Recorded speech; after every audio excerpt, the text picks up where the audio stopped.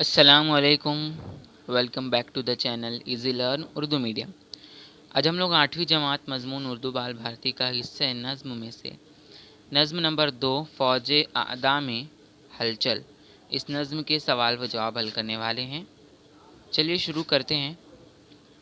आपको वेब खाका मुकम्मल करना है। शायर से आपको पोइट से रिलेटेड जो आपको यहाँ पे है ना, मिर्ज़ा दुबैर की नाम आपको लिखना है। मिर्ज़ा दुबैर का नाम है मिर्ज़ा सलामत अली।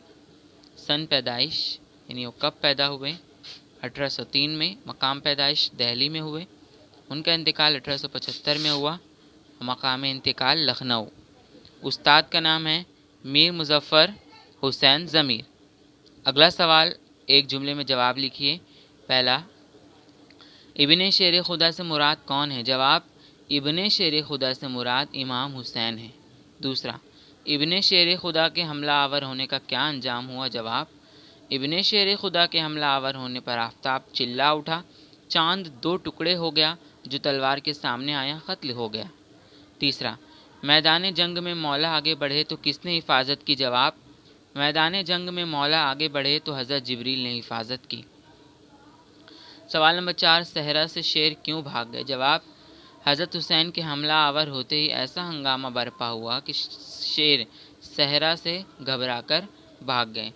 पांचवा है, रन में तलवार किस तरह चली? जवाब, रन में तलवार इस तरह चली कि जो भी सामने आया तबाह बर्बाद हो गया।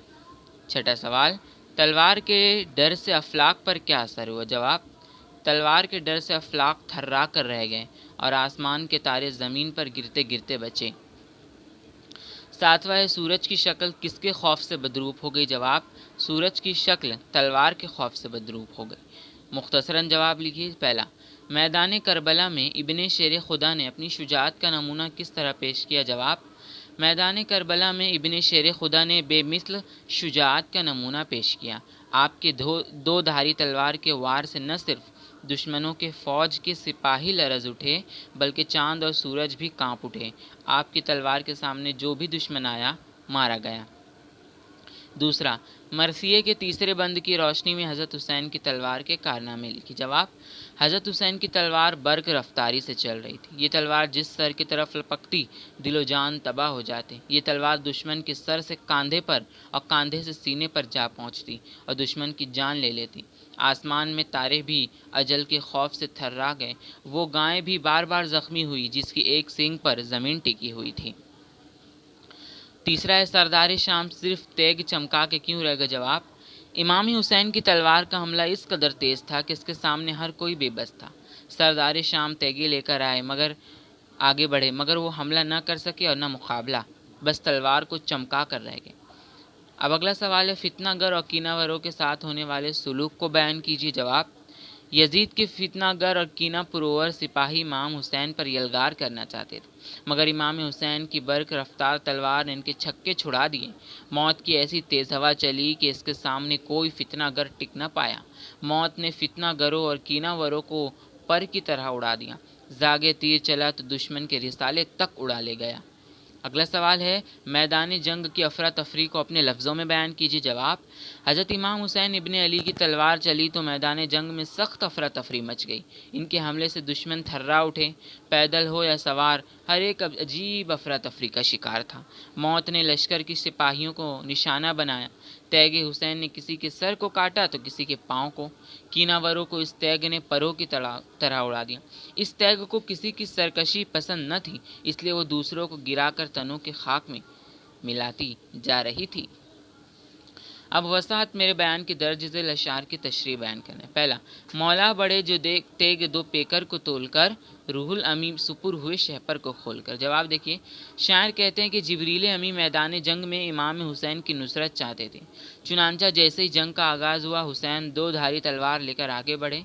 इनकी हिफाजत के लिए जिब्रील सुपुर बन गए और अपने परों को खोलकर हज़रत हुसैन को दुश्मन के हमले से बचाने की कोशिश की। दूसरा, तारों के दिल पे खंजर खौफे अजल लगा, गावे ज़मीं की शाख में 100 बार फल लगा। जवाब देखिए, गावे ज़मीं यानी ज़मीन की गायें, قدیم خیال کے مطابق گائے کی ایک سینگ پر زمین ٹکی ہوئی ہے۔ شاعر اس میں یہ کہنا چاہ رہے ہیں کہ حضرت حسین کی تلوار کا دھار اتنا تیز تھا کہ آسمان سے لے کر زمین تک تمام مخلوقات لرز اٹھی۔ اس بات کو شاعر نے فنکارانہ انداز میں یوں کہا ہے کہ آسمان میں تاروں کے جھرمٹ موت کے خوف سے کانپ اٹھے اور گاوے زمین بھی اس تلوار کے پھل سے کئی بار زخمی ہوئی۔ تیسرا ہے سورج کی شکل خوف سے بدروپ ہو گئی، روپوش اس کے پرتوے سے دھوپ ہو گئی۔ جواب: شاعر کہتا ہے کہ حضرت حسین کی تلوار کا حملہ اس قدر شدید تھا کہ اس خوف سے سورج کا چہرہ ماند پڑ گیا اور اس کے پرتوں سے دھوپ غائب ہو گئی۔ شاعر کے کہنے کا مطلب یہ ہے کہ تلوار کی چمک کے سامنے سورج کی روشنی اور دھوپ کی چمک ماند پڑ گئی۔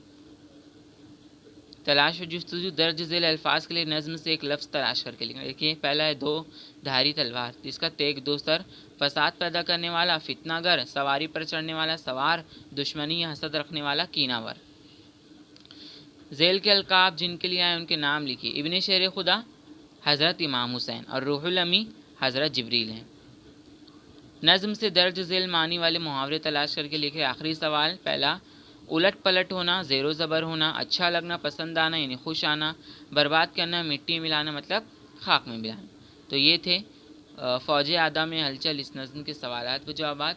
ویڈیو پسند آئی ہو تو لائک کرنا، چینل پر نئے ہیں تو سبسکرائب کرنا۔ اسی طریقے کی ویڈیوز آپ کو ہمارے چینل پر اویلیبل اور ڈیلی ملتے رہیں گے۔ ملتے ہیں اگلی ویڈیو میں، تب تک کے لیے بائے۔